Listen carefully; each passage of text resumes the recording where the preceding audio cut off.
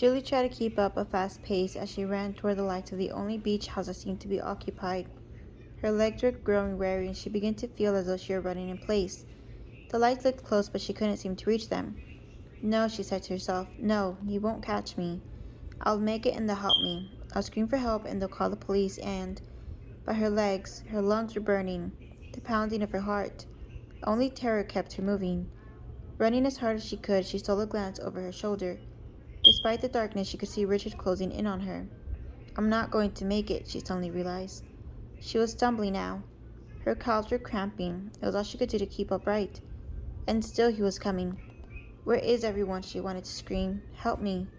She knew with cold certainty that the sound of the waves would swallow her screams. Another few steps, and she looked behind her. Again, closer. She could hear his footsteps now. But I can't keep going. She veered toward the dunes, hoping on the other side there might be a place to hide. Richard could see her hair rippling out behind her. He was close now, close enough to try to reach for it. Almost there, he thought, when suddenly she turned and began to charge up the dunes. Off balance, Richard stumbled slightly, but was soon on the chase again. He laughed aloud. Such spirit, such effort. She was every bit his eagle. He almost clapped his hands in delight. Julie could see a house towering behind the dunes, though climbing up the sand was almost too much for her. Feet slipping, she had to use her hands for balance. By the time she reached the top, her legs were buckling. For a moment she registered the home itself. Built on pilings, it had room for cars to be parked beneath it, but little cover. The house next to it, however, was more heavily landscaped, and she turned that way. That was when she felt Richard snare her feet like a football player, making an open field tackle. Losing her balance, she tumbled down the far side of the dunes. When Richard reached her, he bent over and took her by the arm, helping her to her feet. You really are a prize, he said, grinning as he caught his breath. I have known it from the moment we met. Julie flailed in his grasp and felt his fingers dig into her arm. She struggled harder. Don't be this way, Julie, he said. Can't you see this was always how it was going to turn out? Julie jerked her arm. Let me go, she screamed. Richard tightened his grip, making her wince.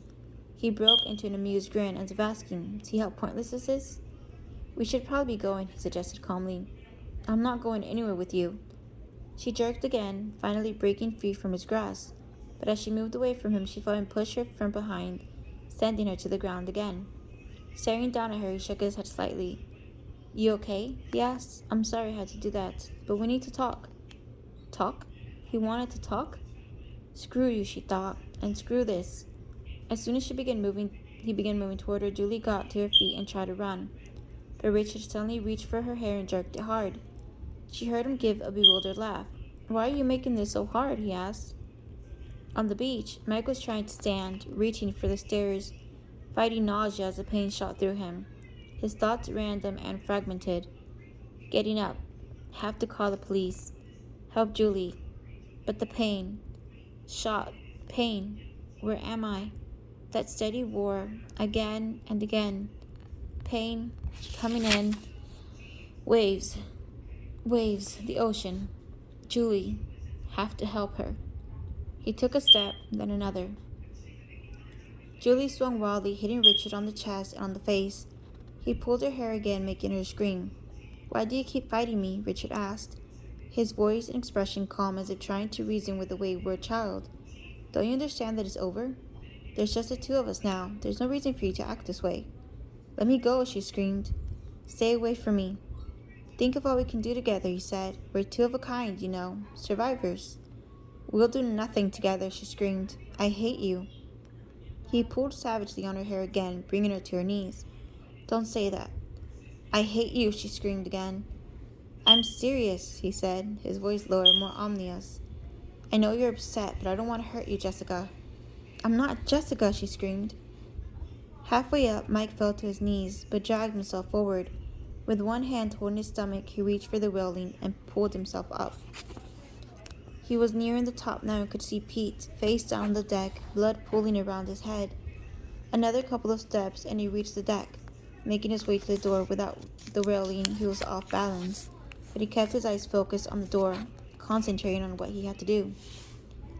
Richard stared at her, his expression curious, as if he didn't know what she meant.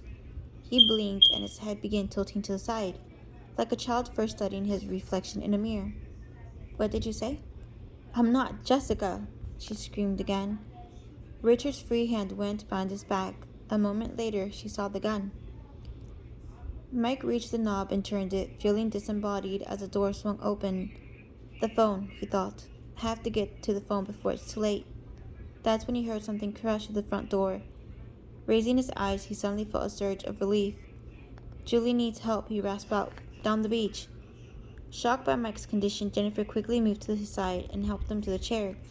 Then she grabbed the phone and dialed the emergency number. When it began ringing, she handed him the phone. Get an ambulance, she said. Can you do that? Mike nodded, breathing hard as he raised the phone to his ear. Pete, outside. Jennifer searched toward the door as she heard Mike requesting an ambulance. On the deck, she first believed that Pete was dead. Blood was pouring from his head, but as she bent over to check on him, he moved his arm and moaned. Don't move, she said. Ambulance is on the way. She raised her eyes to the stairs. A moment later, she was charging down the steps. Richard put the gun to her temple, and Julie instinctively stopped moving. Gone was the calm expression on his face. Reality seemed to have deserted him.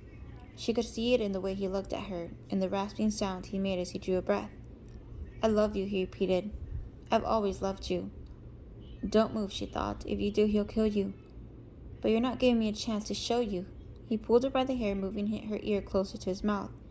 Say it. Say you love me. Julie said nothing. Say it, he screamed, and Julie flinched at the fury in his tone. It sounded raw, almost feral. She could feel the heat of his breath on the side of her face. I gave you a chance, and I even forgave you for what you've done to me, for what you forced me to do. Now say it. The fear was in her chest now, in her throat, in her limbs. I love you, she whimpered, on the verge of tears. Say it so I can hear it, like you mean it. Beginning to cry. I love you. Again, crying harder. I love you. Say you want to come with me. I want to come with you. Because you love me. Because I love you. And like a dream from the corner of her eye, she saw a vision cresting over the dune, her guardian charging through the darkness.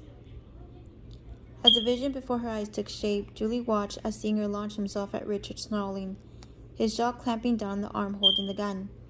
Singer didn't let go, and both Julie and Richard toppled to the side, Richard jerking at his arm, trying to free himself.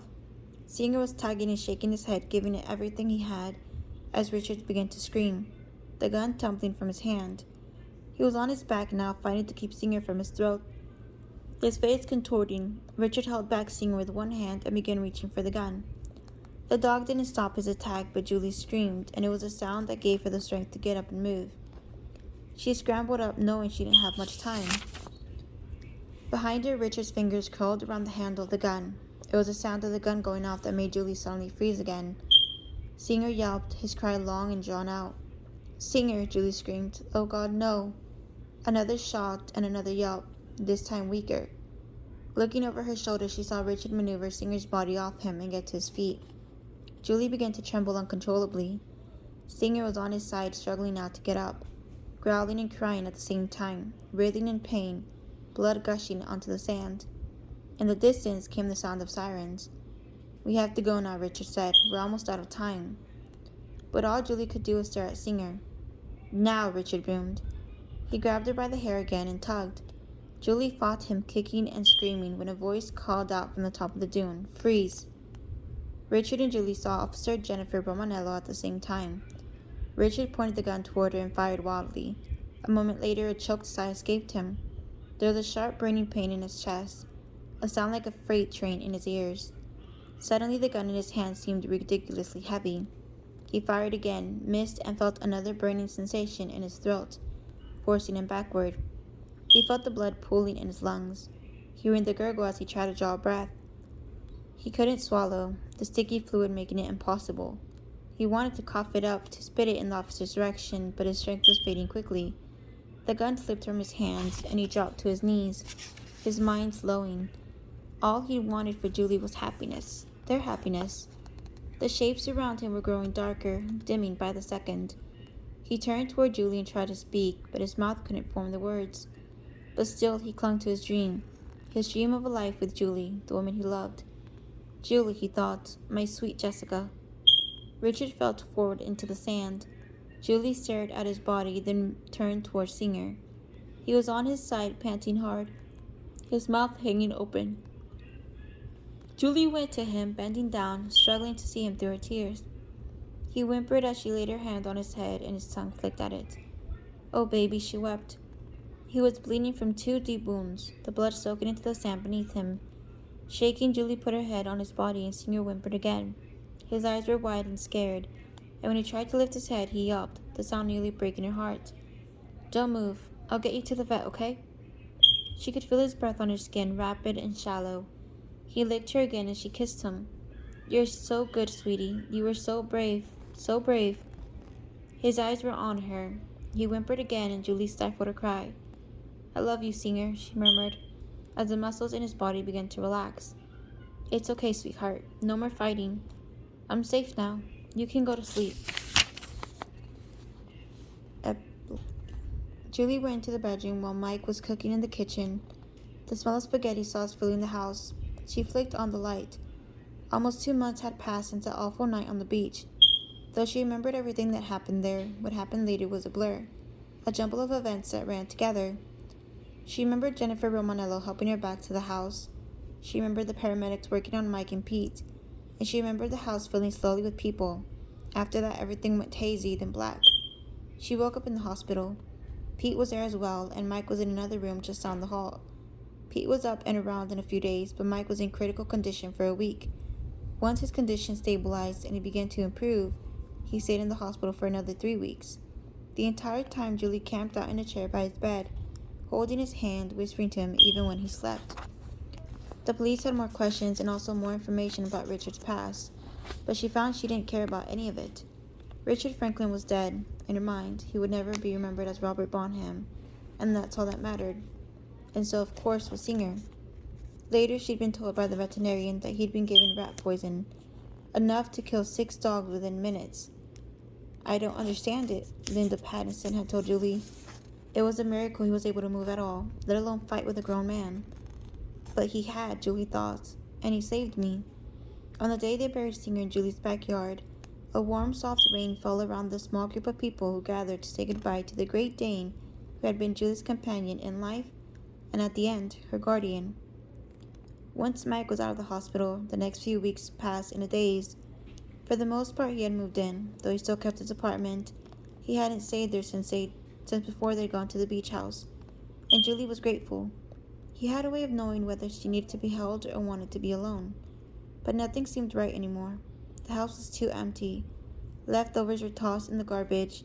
Nothing snuggled against her feet. There were times it seemed as if Singer were still around, though from the corner of her eye she sometimes saw movement. It was clear whenever it happened, but when she turned to see what had caused it, there was nothing at all. One time she smelled an odor that was undeniably him. It smelled as if he were sitting beside her after playing in the ocean. But when she rose from the couch in search of the source, the odor simply vanished. And once, late at night, she felt the urge to get up and go to the living room. Though the house was dark, she heard him drinking from the water bowl in the kitchen. The sound made her freeze and her heart sped up, but again, the sound simply died away. One night she dreamed of both Jim and Singer. They were walking together in an open field, their backs to her, as she was running and trying to catch them. In her dream she called to them both, and they stopped and turned around. Jim smiled. Singer barked. She wanted to go to them, but she couldn't seem to move. They stared at her with the same tilt of their heads, the same looks in their eyes, the same glow behind them. Jim put his hand on Singer's back, and Singer barked again happily, as if letting her know this was the way it was meant to be. Instead of coming toward her, they turned away. They turned again, and she watched them go, the outlines of their images fading slowly into one. When she woke, she picked up her bedside picture of Singer, missing him. Her heart still ached when she looked at it, though it no longer made her cry. In the back of the frame, she tucked the letter that Jim had written, and now she slipped it out. As the morning sun warmed the window, she read it again, her eyes slowing as she reached the final paragraph. "And don't worry. From wherever I am, I'll watch out for you. I'll be your guardian angel, sweetheart. You can count on me to keep you safe." Julie looked up, her eyes moist. Yes, she thought. You did. The end of it.